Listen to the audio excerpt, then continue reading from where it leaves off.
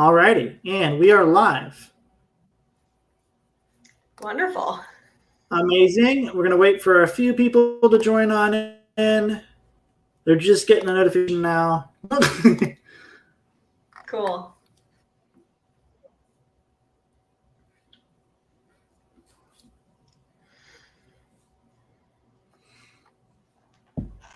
Thanks for doing this. I super appreciate it. It's nice to get the truth out there.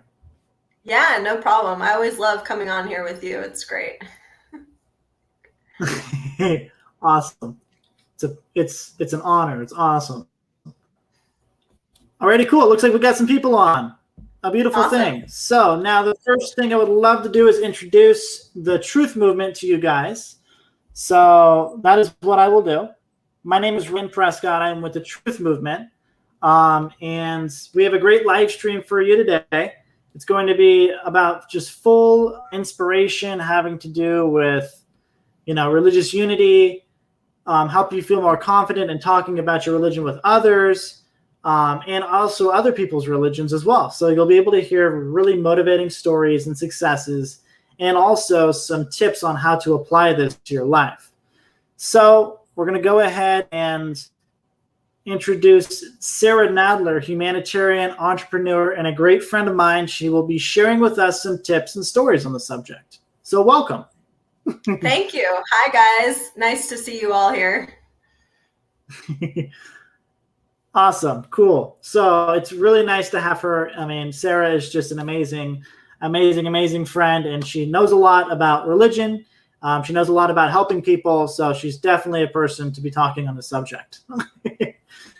Yeah, I got ordained when I was 19 years old after a traumatic experience in my life. I went backpacking through Mexico by myself and found myself in this little hole-in-the-wall church in Coyoacan, which is the art district of Mexico City.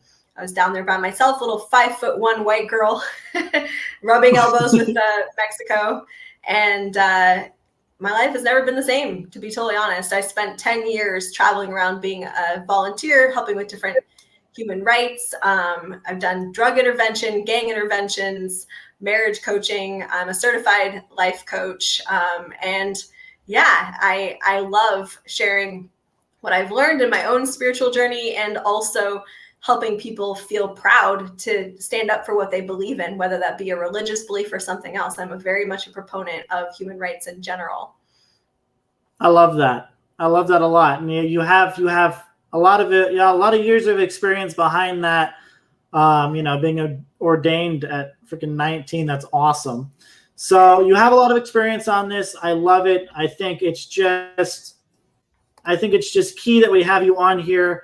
I totally really want you to just, spill the beans. Let us all know what's going on. I have a lot of questions for you, as we went over before. Little tidbit, guys, before I go into the questions and, get into discussions with Sarah.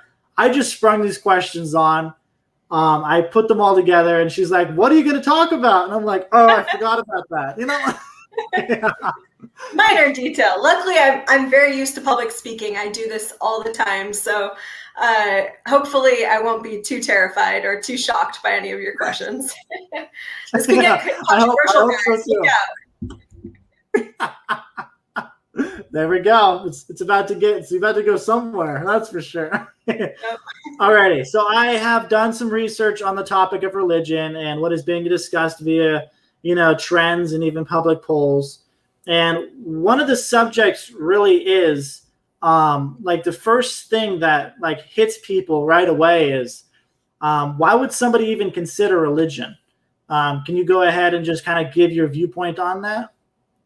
Sure. I mean, I think the first thing that comes to mind, as someone who's studied philosophy quite a bit, as a religious proponent myself, obviously I'm somewhat biased, but I think the first thing that comes to mind is that mankind in general has believed that we have a spirit, that we are spiritual beings, a lot longer than humankind has believed that we're nothing but flesh, right? So there's a lot of history behind religion, and there's also a lot of good and bad that comes from having organized religion, right? If you're talking about religion in general, I believe we all believe in something. Even if you're completely atheist, if you're completely materialistic in your views, you still believe in something, even if it's only in yourself, right? Yeah. And I think that how we define ourselves, when you close your eyes and you say me or you say I, who is speaking, right? Whatever you want to call that, whether you believe it's your synapses firing in your brain through an electrical current, or you believe, as I do, that you are an immortal spiritual being who has and will outlast every body you ever take on. I think no matter what your belief is, the important thing is to believe in something, believe in yourself, if nothing else. And remember, like I said, that there's a lot of history behind it, and you might as well do a little bit of research, because in the end, really your own opinion on the subject is what counts. But if you don't even understand what other people have believed for thousands and thousands of years, then you're missing, if nothing else, a big part of our culture. Because the culture of America, the culture of every country on earth, has in its roots some kind of religiosity, right? Yeah. There's a lot that you can come to understand about why people act the way they do. Our political systems, our history, even the way your family raised you, a lot of that is steeped in religious beliefs. So if for no other reason, it's worth studying, I think. I think so too. And I can totally agree with that. Yeah, I like how you put that. Thank you. Jennifer was inspired, and I showed her on the screen. She's basically believe in yourself. Yeah, I think that's a powerful place to start, because, right, like, who was it that said, know thyself and the truth will set you free, right? I'm a very strong proponent for that. I think knowing yourself sometimes requires a bit of humility, being willing to admit that maybe you don't know everything about spiritualism. Maybe you don't know everything about God. I certainly don't. And I think the more I study the universe and science and philosophy, both, I think the more I learn, the more I realize there is to learn. And I think that's a powerful attitude to have towards religious beliefs. I love that. I love that. That was a perfect way of putting it. Thank you. Now, you did mention 19 years old, you became an ordained minister. I wanted to go into, becoming an ordained minister is a big deal in religion. It's huge, right? And it's a big deal for a person as well, an individual, right? So I kind of wanted you to go into like how you started in religion, and when you started, did you start noticing anything change or improve in your life in a way or something? Just give us some of that so that we kind of see that for ourselves and we go, okay, that's neat, or such. Yeah, I think this is a good question, because I was born into a very religious family. My parents brought me to church every week. Sometimes we were also engaged in a lot of church activities outside of Sundays. So not just every Sunday, but throughout the week, we were, going to church and engaging in religious activities in general, whether it be charitable or something else, educational. But what's interesting is that my mother was born into a very Catholic family. My father was also born into a very Catholic family, and I was raised a Scientologist. So as you can imagine, there was a little bit of conflict sometimes in terms of what to believe. And my parents, I was very lucky in the fact that they really wanted me to make up my own mind. So I was urged to study the Bible. I have studied the Bible. I was urged to read the Scientology scriptures that were written by L. Ron Hubbard. And I was also encouraged to read other things. So in my teens, I read parts of the Quran. I got very into Hinduism for a long time just because I was a dancer and I loved the way they danced. Not the best reason to learn about a religion, but I was fascinated with the idea that there is a spirit in everything, even objects, right? I was very into that. I went through a phase in my young, 9, 10 years old, when I wanted to be an Indian and a Native American, right? And so I studied Native American religions. So you could say I was always on this quest to truly understand my own spirituality, even though I was born into a very religious family and a very organized religion. in my family. And so when I was a late teen, you could say I really had no religion. I didn't really believe any of the things I had studied. I wasn't really sure and certain for myself what was true and what was not true. Because, you read the Bible, half of it's made out of stories. You're like, okay, I could have written a story like that too, right? Like, I was a very skeptical American child. And then one day, I was about 18 years old. In fact, I think it was 2 weeks after my 18th birthday, my younger sister was diagnosed with cancer. And over the next 6 months, my sister passed away, my parents divorced, my boyfriend cheated on me and left, and then my dog died. And as you can imagine, I was in a very not good mental state by that point, right? Yeah, I can imagine. So I kind of just checked out a little bit. I went, you know what? If this is what it's like to be an adult, right? This is my first year as an adult. If this is what it's like to be an adult, I don't want this life, And so I left. I kind of blew, you might say. I was like very much not confronting my life, not confronting the losses that I had been through, which were, quite severe. And so I went on this journey of self-discovery, and I went backpacking through Mexico by myself. And I saw for the first time what it's like to live in a third world country, because I had grown up very privileged. I'm a middle American myself. So parents were fairly wealthy, and, we'd always had nice things. And so for the first time, I really had to confront that life was not this Disney princess world that I had always thought it was. And that maybe even though I'd had these horrible experiences, there might actually be a lot of people in the world who'd had even worse experiences than me and lived with it every day. And that was kind of like, sadly, that was a real revelation for me. And I started to find purpose in life again, and come out of the loss and the grief that I had by serving other people. So that's sort of how I became an ordained minister.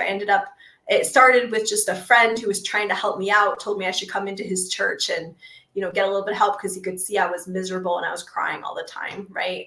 And so it started with that. And then the next thing I knew, there was like people speaking to me in Spanish, asking me to volunteer, and I couldn't even speak Spanish, right? So I was like out there trying to help pass out booklets and things like that to Spanish-speaking Mexicans, right, in Mexico City as a total gringo, right? I was like a total gringa, didn't even know how to speak the language, but I wanted to help. And I started to see how coming into the church and doing what they were doing in that church was making a difference for these people. It was making a difference in their lives. And I started to realize that my approach to religion up until that point had been a very privileged approach. It had been a very jaded approach, because that's how I was raised as an American. And I started to realize that people who actually need help, people who don't suffer from what my sister likes to call first world problems, like, oh my God, I can't find my charger, right? Like when you have bigger problems and things that are actually like you're suffering from, religion truly does fill a hole. It really does. It fills a hole inside you that nothing else that you will ever find anywhere else will fill. And it started to fill that hole for me. And so I began to study the scriptures from a different attitude, from an attitude of actually needing something, right? There was this emptiness inside me that I needed to fill. And I'd seen friends go down the road of filling that hole with drugs, or filling that hole with, retail therapy, shopping, just like going into lots of debt, try to own stuff to fill this hole inside you, right? And I had seen the outcome of that and how it wasn't an answer. And this really was an answer. And it started to really make a difference in my ability to talk about my sister without crying, talk to my parents without crying, and experience and be willing to live again, despite the things I'd been through. So that was really powerful for me. And I fell in love with being able to cause that for other people. And that really became the passion of my life. And it's what I've spent the rest of my life doing. That's amazing. Wow. That's an inspiring story. And, you basically showed everything from where you came from to now. And what is it? It brightens me up knowing that, somebody can go from that stage to this stage in their life, and seeing all of this change happen. Same thing happened with me when I went to, disaster response. I was helping in fires or whatever. Same thing kind of happened to me. I had this privileged idea of things, and then immediately it turned into, what am I doing? I need to change something. And then I went into my church more, and that's where it all changed. It was super cool. So that's awesome. Yeah, very similar experience. One of my favorite quotes is by Martin Luther King Jr., where he says, "Only in the darkness can you see the stars." And I think that's very powerful. It took experiencing something negative in my life to make me wake up to the fact that life was not perfect and I needed to actually do something about it. So no, I'm not grateful that I went through that. I don't think anybody should ever have to go through something that horrible. But at the same time, it takes confront of evil to realize how the world really is. And when you can confront the world for how it really is, then we can make change. Then we can actually start doing something about it. But if you're sitting in your home, like kind of glossing over the news and glossing over all the negativity in the world and pretending like it doesn't exist, you're not going to achieve any kind of enlightenment or change, whether it be spiritual or not, you know? Exactly. Yeah, because you would actually kind of revert if you say revert back to where you were not doing well, you know, because you would be so into negativity that's exactly where you came from. So you're just like, I don't want to do that again. Yeah, exactly. So that's been a big realization for me, and it is the impetus for why I do the work I do. Yeah, and that's, you know, I think that's what we needed in this discussion. We needed to approach that in a direction, and it might have been intense for some people to listen to, and because it's so real. It's a real story. It's not something made up. It's not, it's not rainbows and butterflies. We have to really understand this is the society we live in. We go through these things, but how do we get through them? What's the most successful thing? What's the effective thing? You have to find that out for yourself. Like Sarah said, you have to find that out. You have to study. She went through so many different studies. She had to find it out for herself. And, and through suffering and through hardships and through everything else, she came to the point where she is today. And, you're doing pretty well. And well, you're doing very well, but you're doing pretty well. And you got friends, you got family, you're doing well in your business, you're doing well in your life, you're expanding. So that does say something about your choices in the past. It does show something of all your changes in life and where they've taken you, which is really, really cool. It shows. Thank you. I appreciate that. Well, let's go on to another discussion topic. And that's basically, on religion, right? So it's on religion, but it's religious interfaith, right? So we have what you just discussed, which is how it's changed you. Now, what would you like? Why don't we just go ahead and take it from another viewpoint? So I have changed a lot due to my religion. You have changed a lot due to your religion. But I believe every single religion has a similar belief and practice. But like a sort of, through every religion, there's always this one thing that we always do that it's just common. It's just common for us all to do. And that's helping others. It's helping others, and it's treat others the way you want to be treated, really. And that's the golden rule. But we always have that in our head. But now, religious interfaith, you talked a lot about, working, studying different religions and such. And you got to Mexico City and you were talking to other people about your religion. Now, I had a question on that, and that's what do you do sometimes when, what's the difference between back then and today in terms of talking about your religion? And then what goes through your head back then and now about talking to your religion to other people that have different religious beliefs than you? Like, what goes through your head? Do you run into a brick wall like back then, and now you're like, I want to talk about everything? What happens? What do you do? We want to know. Well, I might be a bad example of this because I've never had a problem talking about my religion. And so I know lots of people who struggle with that.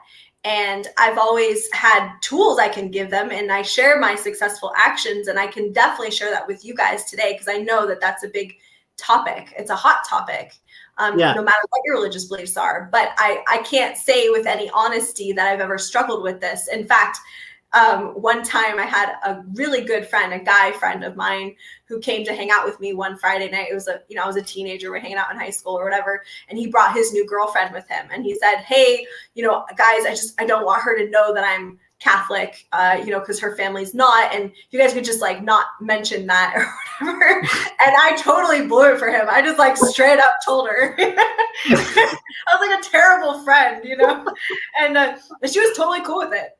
And I was trying to make a point to him that she probably, if she liked him, was going to be totally cool with it. But obviously that wasn't a very cool way for me to solve it. So I don't recommend that you do what I did. I don't recommend that you force the truth on people, because I don't think that works most of the time. I got very lucky that I didn't lose a friend and he didn't lose his girlfriend in that scenario.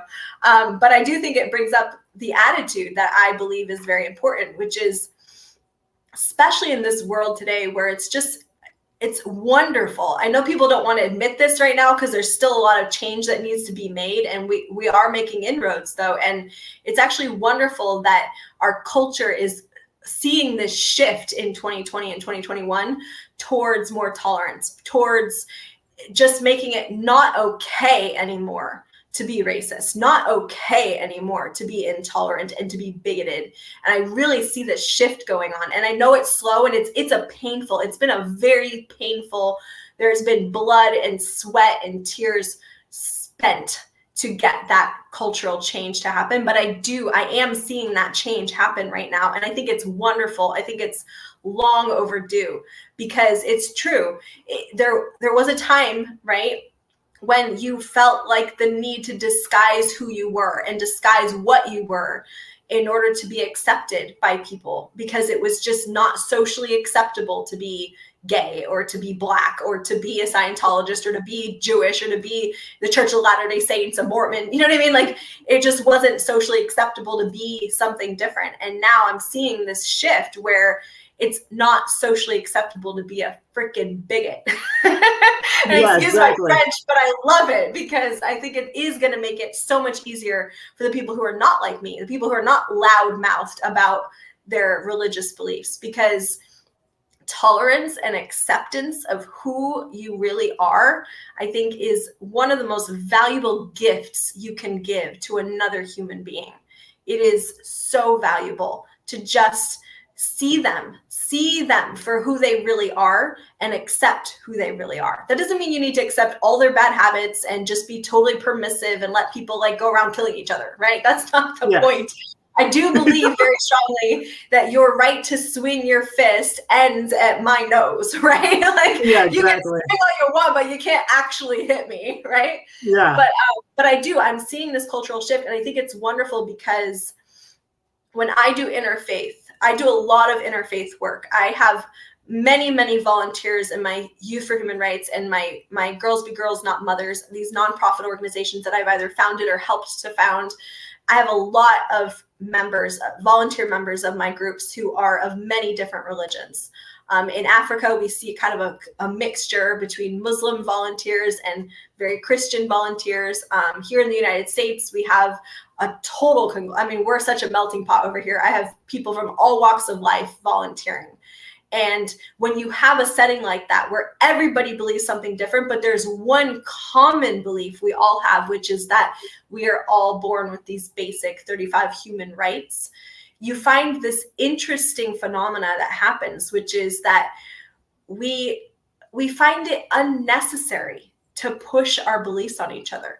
There's open dialogue for sure, and people are genuinely curious. And when the person's genuinely curious, you open up, right? Because you want to share, because it's helped you, right? Yeah. And so you find this attitude of genuine curiosity, but no interest really in changing your religious belief. You just kind of want to know what the other guy believes.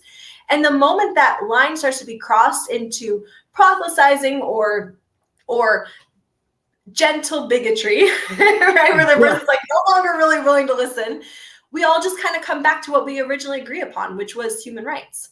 So like when the dialogue starts to get a little bit uncomfortable on either side, we just literally stop talking about it and go back to what we do agree on. So that's my number one tip for anybody who's trying to have an interfaith dialogue or do interfaith work, or just trying to explain to your parents what your religious beliefs are, right? Like whatever the circumstance, have open dialogue, have genuine curiosity in your heart for what the other person believes.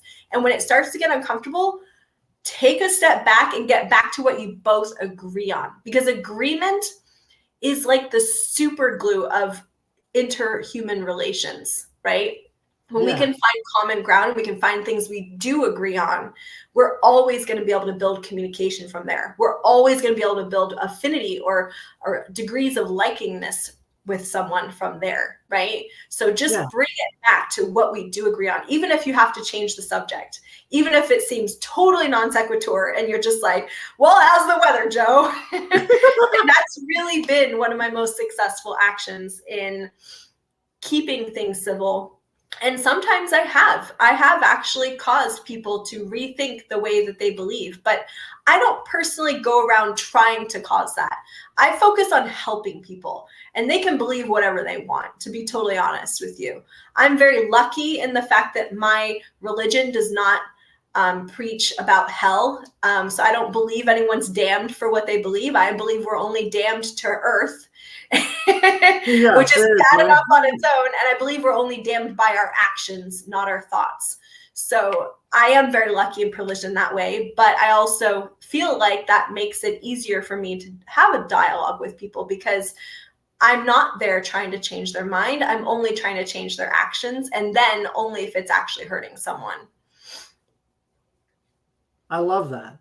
Actually, that's, the way you put it, it actually got me thinking a little bit about how powerful that whole thing is. That's a foundation. That's the foundation to, building relations with other people, regardless of their religion, regardless of our differences, regardless of anything. Yeah. I think that's so key. That's so key. And I remember reading this essay by L. Ron Hubbard, and I won't quote it, but what I will say is that Unite and Win. That's the name of it, Unite and Win. And if you guys want to check that out, you guys could. But basically, I feel like we should just totally apply it, like completely, because if every religion united, we'd be bigger than anything countering us.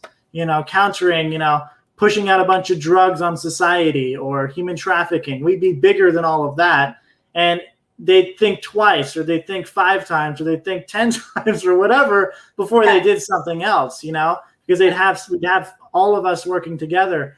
I just feel like there's so much truth to what you said there. And I just wanted to hammer in the point of, we're not forcing people to believe in something that that we believe in. That's totally not what we're here to do. We're here to help people believe in what they're going to believe freely. And if they had questions on something, like you said, totally answer them. But don't get into a whole, I'm going to pull you in tomorrow and we're going to tell you all about it. And, we're going to take you to a seminar. That's totally not what they're looking at right now. Even though it's good in the future if they're really interested. Yeah. But I'm saying that if it's not something that they're interested in, don't do it, because it could offend them. It could actually stop any future progress that they do with you or anything like that. So that's what I wanted to say. Yeah. And I think Jennifer just made a great comment where she's talking about how someone was being negative about her religion, and she just literally just got back onto what we agree on. And that is exactly what I'm saying, Jennifer. It's just find what we can agree on, because there's always something, right? There's always something, even if it's the color of their shirt. Hopefully it's something a little bit more intense and deep than that, but just bring it back to what you can agree on. I remember one time I was at a writing convention. I'm a published author, for anyone who doesn't know. And so I write books, obviously.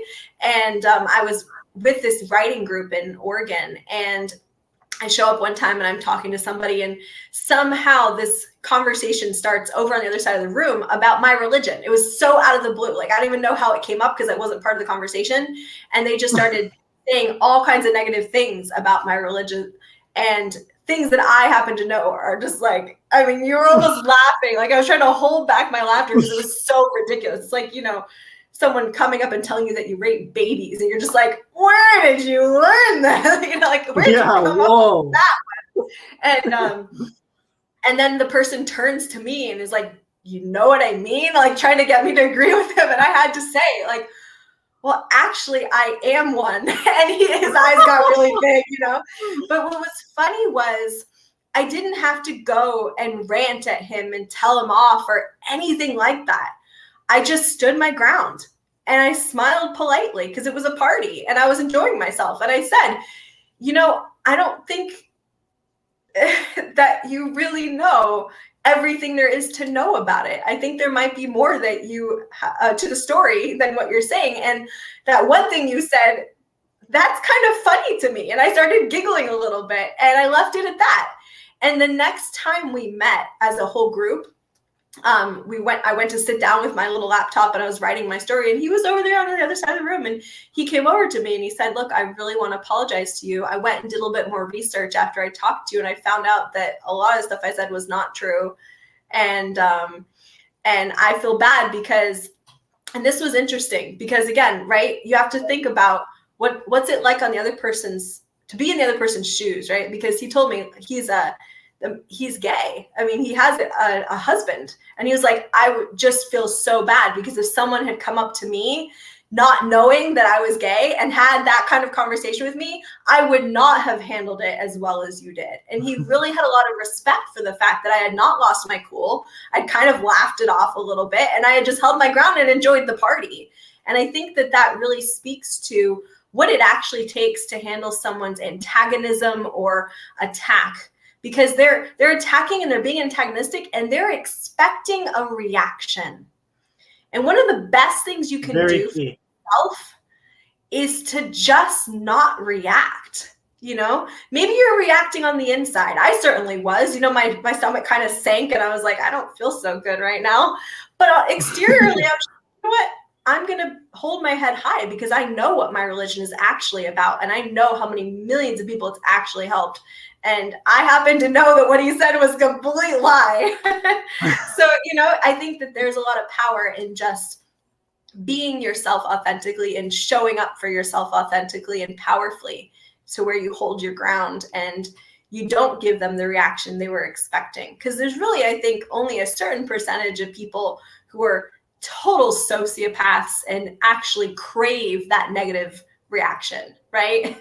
So exactly. Don't give them the satisfaction. And the rest of the people, they're expecting a reaction of guilt. So if you don't show them a reaction of guilt, they're not actually there trying to hurt you. They just, you know, wanted to know if it was true. And you prove it isn't just by not getting all nervous and scared, right? Yeah, exactly. Yeah, you don't give them the reaction. You don't, like you said, you just roll along like it never really happened, like flourish and prosper. Right. Exactly. I love it. Well, see, I think that'll help because you know, I've personally worked with a couple of people that, I mean, well, more than a couple, but you know, there are a few types of people that do run into that, and they're like, yo, I get attacked, you know, and I'm at work and I get attacked, or I pick up my son from school and I get attacked, and I'm like, wow, this really sucks. And I go through it with them, but I think the main thing is, it's that kind of, you know, the reaction thing. You know, don't give them the satisfaction, because some of those guys are psychopaths. I'll say that right there. You know, but they are. I mean, they just wrote books on it, right? You wrote whole books on people like that. They do exist, and you have to, again, coming back to my original point, right? Confront the world, confront how it really is. There really are actually people out there who are definition textbook sociopath, right? And they are more common than we wish they were. And so sometimes you will encounter those people, and they get an evil joy out of hurting you.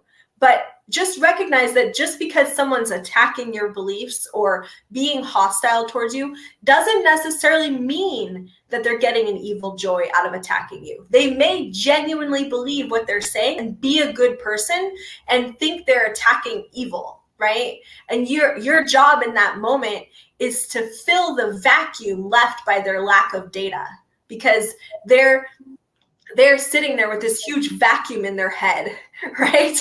Of what really goes on inside your church, or what really goes on if you're Muslim, right? Underneath that hijab or whatever, right? Like they don't really understand it. And so your job in that moment is to hold space for them to actually get educated on the subject and be someone who's, advocating religious tolerance. They don't need to believe what you believe. They don't need to agree with what you believe, but they do need to hold a space for religious tolerance. And luckily, like I said, that's becoming more and more culturally demanded by the American people. And I think that's really going to make a huge difference in the next couple decades. That's just my opinion, but I do believe it's going to make a big difference that it's becoming socially unacceptable to be bigoted.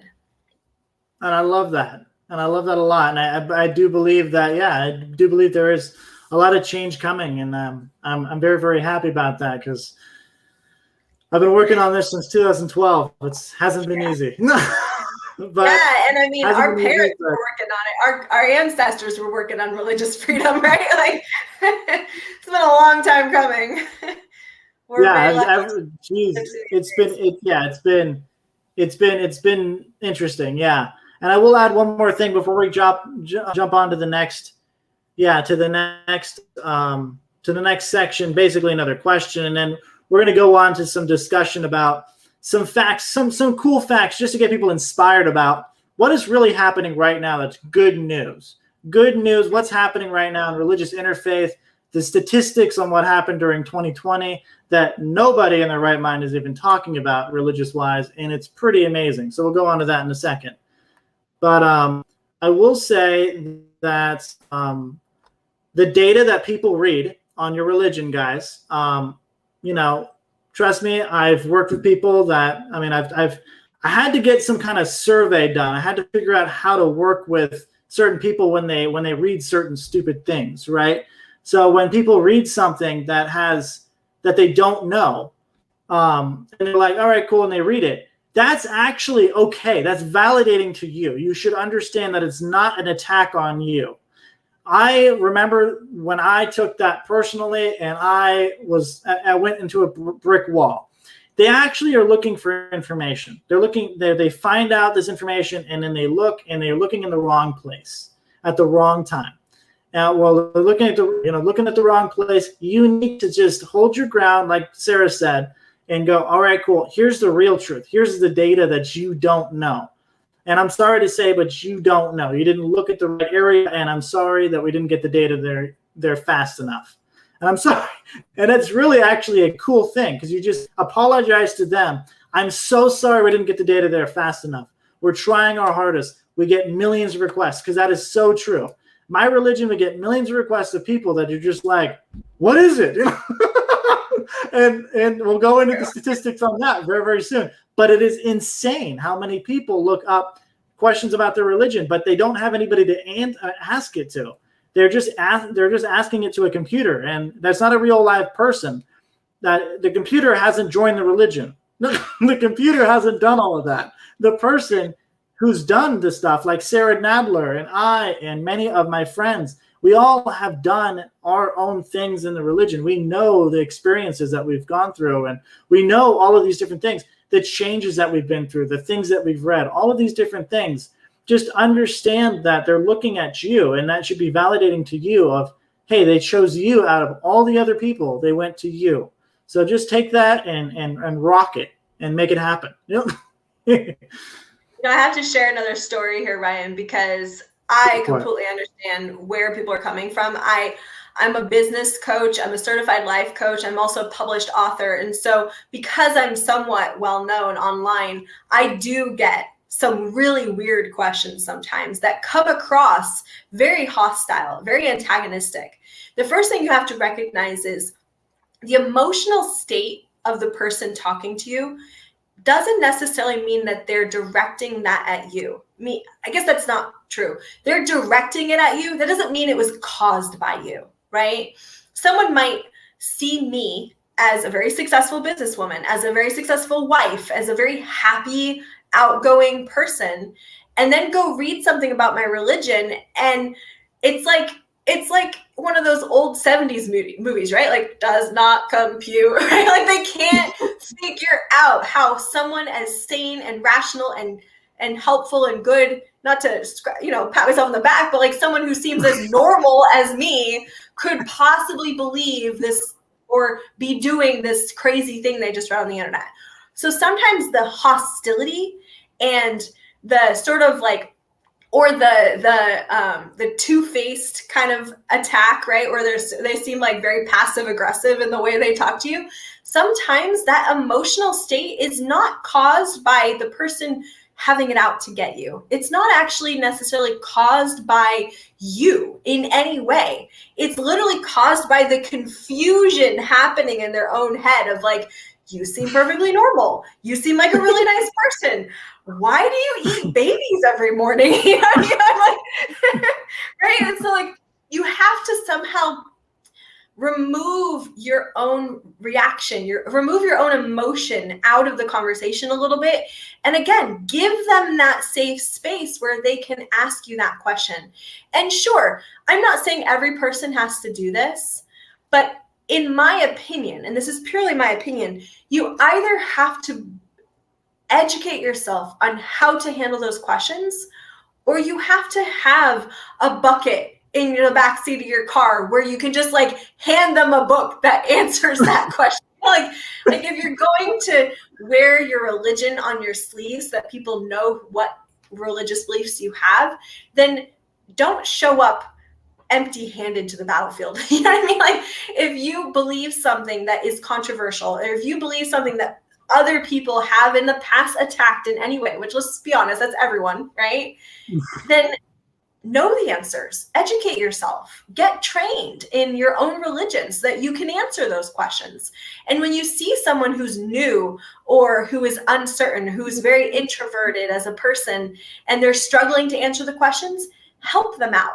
Like just this past weekend, I spent 2 hours on speakerphone with a girl who she started dating my boyfriend. Okay. Not my boyfriend. Listen to me. She started dating my brother, and her family is not of the same religion as our family. And so her father was very concerned because he's like, I want my daughter to grow up a very good Christian girl. And here she is dating this, right? This person of another belief. And it wasn't like he thought something terrible. He just didn't know anything about it and had read some things that sounded really strange. And in his mind, if his daughter does not, put all of her faith into our Savior, Jesus Christ, she's going to hell. And so in his mind, it was a complete flap that she was dating my brother, right? And so it took 2 hours of being on speakerphone with him, with her in the room, and answering all of his questions, some of which really were along the lines of, do you eat babies in the morning? Like, right? Like some of them were really crazy questions. And I had to go like, I'm sorry, sir, but where did you hear that one? And like, it did take going through that, but she was determined. She wanted her father to have the data. She wanted him to know why she had fallen in love with this guy and why he was so incredible. And that, no, she wasn't changing religions, but she was definitely not going to stop dating him. So, you know what I mean? And I think that there's a lot of power in knowing, enough about your own religion that you can answer questions. Now, does that mean that I'm a proponent of going on the internet and reading everything bad anyone's ever said about your religion so that you can know what to say when it comes up? No. Why would you do that to yourself? That sounds so painful.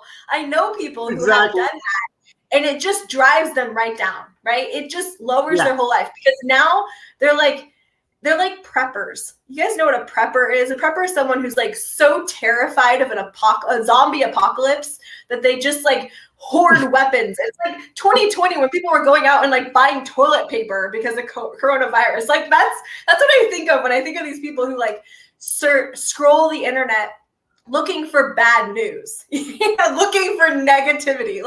Why would you do that to yourself? But at the same time, you encounter something and the person says you eat babies for breakfast, and you go, well, let me think for a second. No, I've never eaten a baby. It's okay then to tell the person, yeah, like it's okay to tell them like, well, actually I've been, in my church for 35 years and I've never seen a baby eaten before. And it's also okay if they give you something that's totally out of left field and you've never heard it before, to do what I did at the party and just kind of laugh it off a little bit and be like, wow, that's a really good one.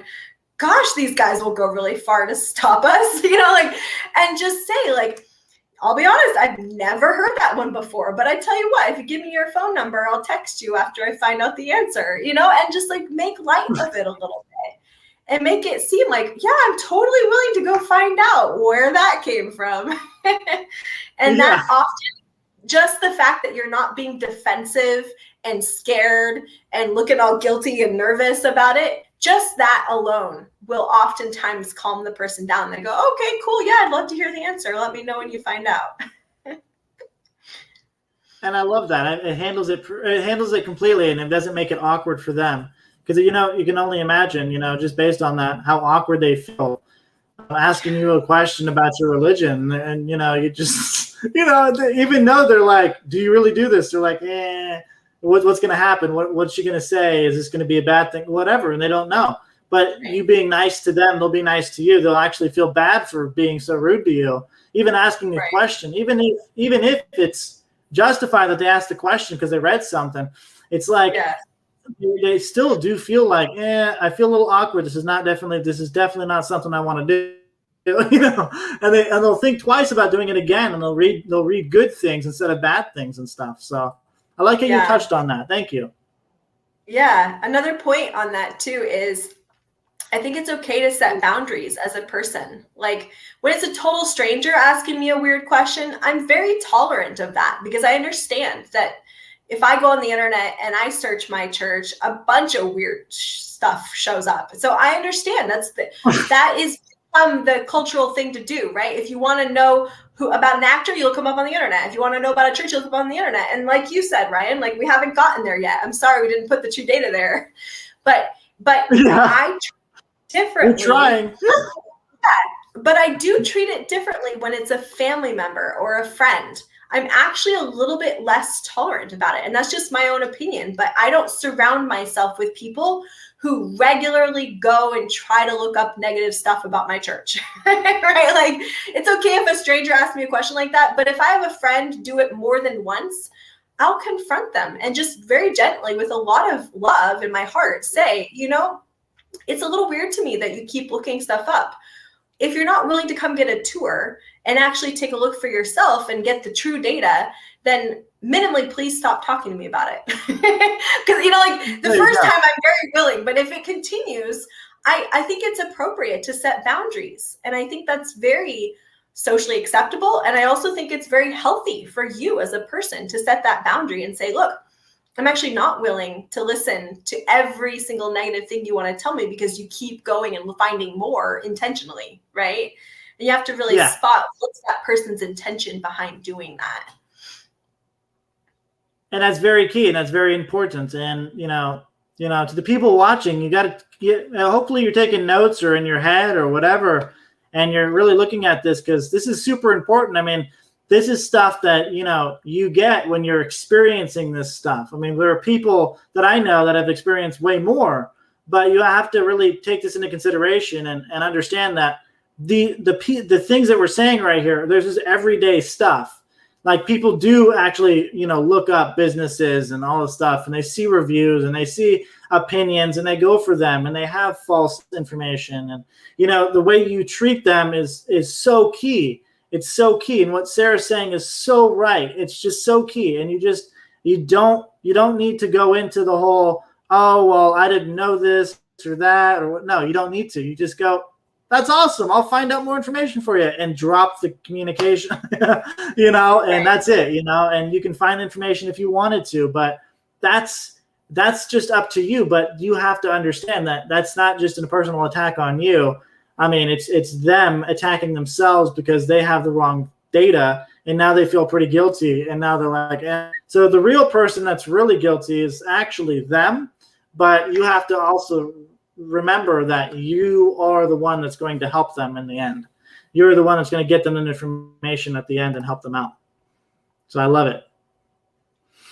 Definitely. All righty. So basically, Sarah, we have some great news, even though we've all been talking about great news and positive things and how to help and how to handle things.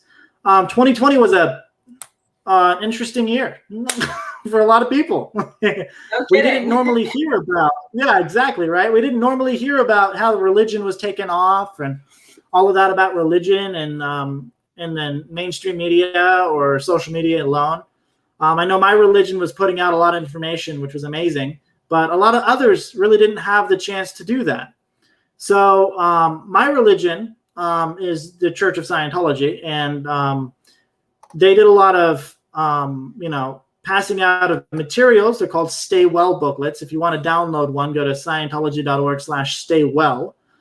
And go check out that information page. It's super cool about protocols and, just very, very important things to get you rolling and to get you, safe and, away from all of the germs and stuff that's in society today. Check that out when you can. So that was cool. They passed out millions of those. They got a lot of, community areas and churches and government buildings or whatever, and they got those disinfected with really amazing military grade disinfectant, which was great. So they helped a lot of people out there, actually on the site as well. Check that out. But here's what's really neat about it. So about the whole entire year, right after COVID-19 was announced, which was March basically, and everything started shutting down. Now, right after it was announced that COVID-19 was going to just start wiping stuff out, there were 2 million downloads of the Bible app on Apple. Okay, 2 million just in 1 month, and it kept going up from there. There was 2.5 the next month, and so on and so forth. It just kept going up. So that was amazing. People looked for religion in that. The coronavirus pandemic resulted in a 50% surge in online searches for prayer as people turn into religion to cope with feelings of anxiety and hopelessness. And, new research has found that, in a pandemic and in certain stressful situations in society, people turn to religion. And that was based on telegraph.co.uk if you guys want to look that up. But that was pretty cool. That is cool. Yeah, that was amazing. And since the UK lockdown began, the Church of England has also seen an additional 10,000 installations of its Time to Pray app. So it's a big deal for them because it's one church, but it's big, and to have 10,000 in 1 month is a big deal for them, and that's awesome. I mean, it's really good. So a lot of people turn to religion, and that's some good news. People actually look at religion and they go, "Look, I need some answers. I need some help." This is definitely interesting. And I know that you helped a lot in that sense of getting people through 2020. And that was one of the things that you did a lot, Sarah, is that you helped people with just getting them through that, life coach, anything that you needed to do, business-wise, whatever. Can you go ahead and just share what was the most successful thing that you told people in order to get through those situations in their lives? So at least we throw that in there. Yeah, sure. So for those of you who don't know me very well, I shared a little bit of my story at the beginning of this live about an hour ago now, but in 2018, I actually went back to school and retired from active clergy life and went back to school to become a business consultant. So I am a full-time business consultant and I am a certified life coach, as Ryan was saying. And it was really perfect timing because at the beginning of 2020, as you guys know, a lot of people lost their jobs or were put on hold with their jobs, etc. And we've seen this upswing in entrepreneurism and small businesses opening up, especially online in the online space, which is luckily where I happen to have some expertise. And so this whole past year, I've really been focusing on helping people to thrive financially because I've found that when a person is not able to meet their basic needs, there is a desperation that overcomes them that can sometimes also overcome common sense and decency. When you go into areas of high poverty, you also find high crime. You also find drug abuse. You also find a lot of negativity, right? Just case in point, when one of the community services that I like to offer, I do a lot of I take my children's books and I go into homeless shelters and I read to the children there. And there's one really wonderful homeless shelter in Portland that focuses solely on families that are homeless. So if you can only get into this shelter if you have a young child, right? And so, of course, it's like heartbreaking. And I go there as often as I could to speak and to teach and to help and things like that, raise donations, et cetera. And one time I was having a dialogue with the manager of the homeless shelter. And I asked her, what do you do about the individuals who come into the shelter addicted to drugs or addicted to alcohol? And she gave me this look. And I'll never forget the look on her face, because it was sort of like one of those, oh, come on, Sarah, you should know better kind of looks. And it was interesting because she's like, a lot of people ask me that because a lot of people assume that people on the street are drug addicts or alcoholics. And she said, and it's true, there is a very high percentage of them who take drugs and who do drink alcohol on a regular basis. But she said, we get them into the home and we put a roof over their head and we give them 3 square meals a day and we give them a job and we get them productive, and the abuse and the substance abuse goes away. And she said, so we've actually never had to have a drug rehabilitation program inside our shelter, because when we just provide for their basic needs, they typically stop using. And wow. It really struck me in that moment. And coming back to what you said, Ryan, I think that financial suppression, economic suppression of society is a basic root cause of a lot of the crime and a lot of the problems that we see in society. Is just the fact that you have this 1% of humanity, which makes a lot more money, and then this vast majority of people who are living at or below or just barely above the poverty line, and income is not keeping up with inflation. And so this past year, I've really focused a lot on that. And I've created a free group coaching program, which I call the Go-Getters Entrepreneur Group.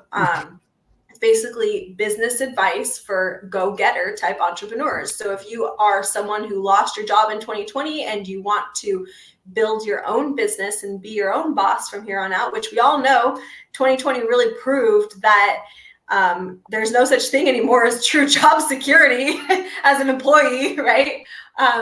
And so I've been helping people build a side hustle or build a business.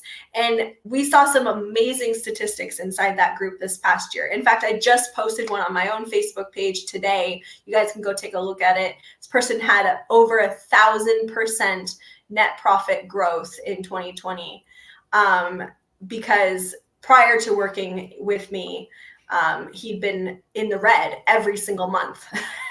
And then working together, we got it up to the point where he's consistently making income and making a good profit every month, like tens of thousands of dollars in profit every month. So that's really been my focus this year, is just trying to do something for those of us who do want to work. We do want to exchange with society. We're not bums, excuse my French. I hate to label people, but I do see a lot of people who were very happy to just sit on welfare this past year. And I personally don't agree with that. And I've been very happy to see how many people rose to the occasion, and with just a little bit of help, coming into the group coaching program, they went through the group coaching program. It's totally free. And they took that and they built a business out of it that is now supporting themselves and their family, is going to make it possible for them to have human rights like food and shelter and not be out there stealing or just living off of the government. And so that's really been my focus this past year. And I'm very excited about the kind of statistics we've been getting out of it. Amazing. And what site can we put up on the screen to get them there? Sure. Yeah. It's actually, if you just go to Facebook/groups/the Be Movement. So that's the group. You can join it for free. There is also a paid membership if you want a little bit more one-on-one coaching to grow your business. You actually want to work with me inside my business. You can totally sign up for that. But the group coaching is for anybody of any religion, any belief, any business. The only thing I ask is that you not be selling something that would be disgusting. So I don't allow people to sell porn or sell drugs or anything like that. This is not a platform to help you if you are in the MJ industry. But if you are a service-based business and you are an upstanding business owner or you want to start a business, this is a great group for you to join. A beautiful thing. Cool. I want to say thank you so much to Sarah, though, for coming up on here. Yeah, we're coming up over an hour. We basically had a great discussion. I think it took it a little longer than I should have, but at the same time, I'm like kind of happy I did because we got so much data. I loved it. But at the same time, now I'm like, hey guys, could you please join the group? Flourish some support in a little while. So if you want to go to the Be Movement, join the group. I'm actually part of it. It's super cool. A lot of inspiring things happen. She does live streams there. She helps. So go there, check that out. She really is an amazing person. She helped me out a lot, go through a lot. So here we are. We're coming close over here, and I want to say thank you so much, Sarah, for coming on here and blessing us with her presence, but also giving us really, really good data. I believe this will be the change that we need, and I do think the next couple of decades we'll see a lot of change as well. I totally agree. And thank you, Ryan. Again, I love the Truth Movement. I love everything you've done with it. You are truly an epic, epic person. And I love every time we collaborate on something, we make changes, and I love to see those. So I'm very excited. I hope everybody enjoyed this today. If you have any questions, you can always reach out to me. If you encounter scenarios where you find yourself up against something and you don't know how to talk about your religion, you don't know how to talk about your beliefs, you don't know how to come out of the closet, whatever it is, you can definitely reach out and I will do my best to help you. And yeah, please do. If you're an entrepreneur or you're a small business owner already established and you want some help to grow your business, you want to 10x or 50x or 700x like this one client did your net profit, then definitely you should join this group and you should absolutely work with us because we would love to have you. Beautiful. Well, reach out to Sarah. She's an amazing individual, and this is not the last time you'll see her. I have a lot of projects planned, and she's definitely part of it. So, all righty, guys. This has been an amazing live. Here. Thanks so much. Reach out to Sarah if you have any questions or would like to be interviewed as well. Go ahead and reach out to me. But other than that, we have a lot of other people coming on. But Sarah really started and ignited this people who are really putting out the truth right now. 2021, it's great. It's great. People are expanding. Things are going back to normal. We hope a lot faster than normal. But we'll make it happen. And other than that, here we're going to pass out truth and we're going to flourish and prosper. And thanks so much for joining on in. Bye. Bye-bye.